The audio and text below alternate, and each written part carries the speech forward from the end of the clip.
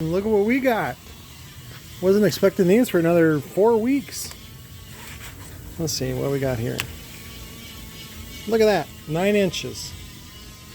Didn't even have to whip my dick out. 9 by 4 by 2, basically. Very small. A great companion to the 4-channel Recoil amps that I still have some. They're just used. We gotta find out what was wrong with them, do some QC on them. So 4-gauge connections. So no more pre-order on this. I'm gonna go ahead and pull the video.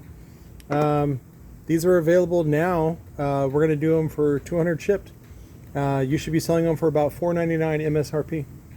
So, and it says mono amplifier, luxury, delicacy, and ingenuity. Don't you love China? So, and it comes with the brackets. Comes with the fancy looking bass knob. There we go. Plugs in, headphone, and then I'll include a 120 amp, probably a mini A&L fuse and fuse holder. And then if you want to add a, you know what? Fuck it. For 200, I'll give you a 4-gauge kit as well. So 4-gauge recoil kit and fuse holder and all that shit. So there it is. Amplifier's ready to go. I got 6 of them ready to go. Love you.